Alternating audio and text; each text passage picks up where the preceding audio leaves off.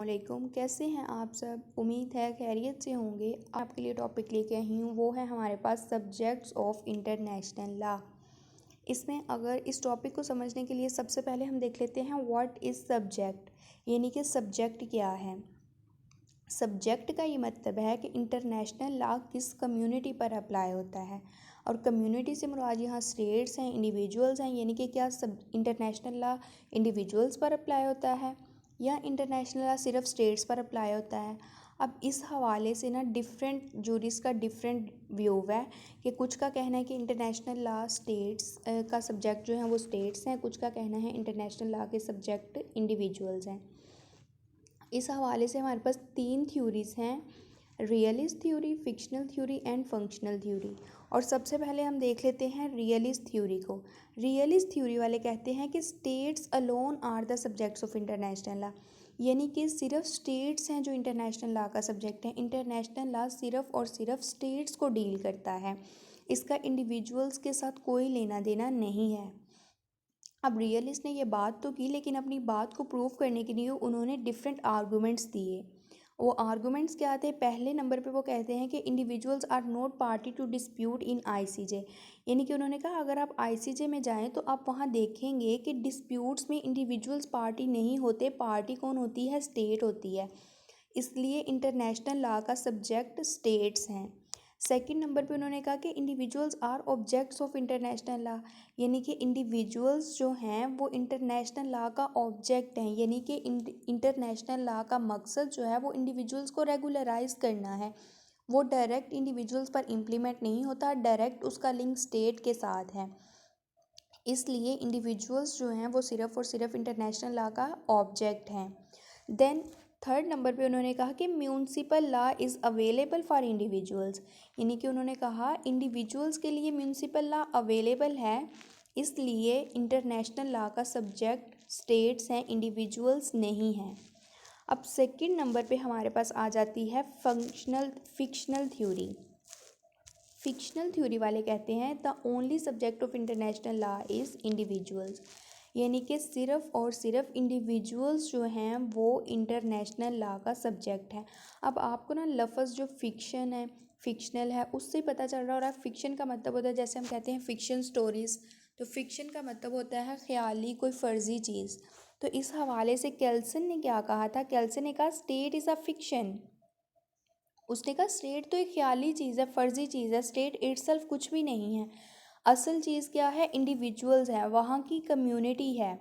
तो उसने कहा केल्सन ने कि स्टेट जो है वो फिक्शन है, इसलिए स्टेट्स इंटरनेशनल लॉ का सब्जेक्ट्स नहीं हैं, क्योंकि वो तो इटसेल्फ कुछ है ही नहीं है। इंटरनेशनल लॉ का सब्जेक्ट्स हैं इंडिविजुअल्स। क्यों? क्योंकि सज़ाएं किस पर आयद होती हैं, इंडिविजुअल्स पर। स्टेट्स को तो सज़ा नहीं ना दी जाती। और जुर्माने और पाबंदियाँ किस पर लगती हैं, स्टेट्स पर लगती हैं। सॉरी, जुर्माने और पाबंदियाँ इंडिविजुअल्स पर लगती हैं। तो इसलिए उन्होंने कहा कि the individuals alone are the subjects of international law, यानी कि इंटरनेशनल लॉ का सब्जेक्ट्स इंडिविजुअल्स हैं।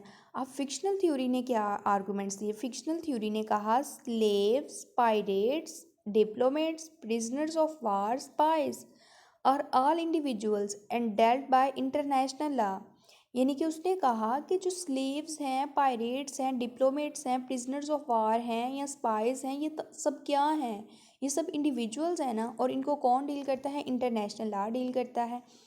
सो इंटरनेशनल लॉ का सब्जेक्ट कौन हुए, इंडिविजुअल्स। और इस हवाले से अगर हम एग्जांपल्स देखें तो जेनोसाइड कन्वेंशन 1948 ये एक ट्रीटी थी जो कि इंडिविजुअल्स को प्रोटेक्शन देती थी, और ये इंटरनेशनल ट्रीटी थी। तो उन्होंने कहा कि देखिए जेनोसाइड कन्वेंशन में इंडिविजुअल्स को प्रोटेक्ट किया गया है, इसलिए इंडिविजुअल्स इंटरनेशनल लॉ का सब्जेक्ट हैं।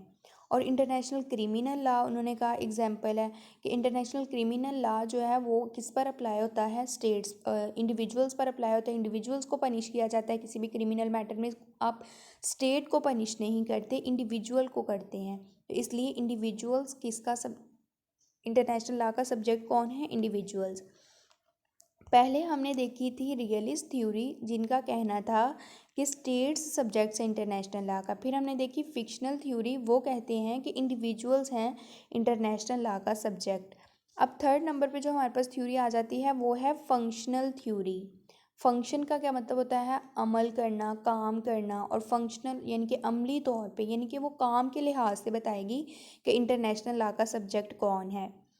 तो फंक्शनल थ्योरी ने कहा कि ठीक है, रियलिस्ट वाले कहते हैं कि स्टेट्स हैं और फिक्शनल वाले कहते हैं कि इंडिविजुअल्स हैं।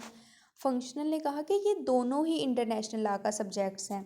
States and individuals both are the subjects of international law, यानी कि स्टेट्स भी इंटरनेशनल लॉ का सब्जेक्ट हैं और इंडिविजुअल्स भी हैं। जैसा कि हमने इंटरनेशनल लॉ की टाइप्स में पढ़ा था कि ये दो तरह का होता है, पब्लिक इंटरनेशनल लॉ और प्राइवेट इंटरनेशनल लॉ। तो फंक्शनल थ्योरी ने कहा कि पब्लिक इंटरनेशनल लॉ जो है वो अप्लाई होता है स्टेट्स पर, और जो प्राइवेट इंटरनेशनल लॉ वो अप्लाई होता है इंडिविजुअल्स पर। और public international law criminal in nature हो सकता है और private international law civil in nature होगा। तो इसलिए states and individuals both are subjects of international law, यानी कि दोनों ही इंटरनेशनल लॉ का सब्जेक्ट है। इंटरनेशनल लॉ दोनों को डील करता है। और अगर हम अब कंक्लूजन देख लेते हैं, आज हमने क्या देखा? इंटरनेशनल लॉ के सब्जेक्ट्स, यानी कि इंटरनेशनल लॉ किस पर अप्लाई होता है। क्या ये स्टेट्स पर अप्लाई होता है या ये इंडिविजुअल्स पर अप्लाई होता है? उस हवाले से हमने रियलिस्ट थ्योरी को देखा, उन्होंने कहा स्टेट्स पर। फंक्शनल ने कहा इंडिविजुअल्स पर, फिक्शनल ने कहा इंडिविजुअल्स पर, और फंक्शनल थ्योरी ने कहा कि ये दोनों पर अप्लाई होता है। उम्मीद करती हूँ कि आपका ये टॉपिक जो है वो क्लियर हो गया होगा। इस हवाले से अगर आपको, ये तो मैंने सिर्फ एक आपको आउटलाइन समझाई है, लेकिन अगर आपको इसके नोट्स चाहिए हो तो आप मुझे कमेंट सेक्शन में बता सकते हैं। इसके बड़े अच्छे मेरे पास नोट्स अवेलेबल हैं कि आपने इस क्वेश्चन को अटैम्प्ट कैसे करना है। तो अगर आपको नोट्स चाहिए हुए तो आप मुझे ज़रूर बताइएगा, मैं वो आपके साथ ज़रूर शेयर करूँगी। इंशाल्लाह नेक्स्ट लेक्चर में एक नए टॉपिक के साथ मिलेंगे। तब तक के लिए मुझे इजाज़त दीजिए। अल्लाह हाफिज़।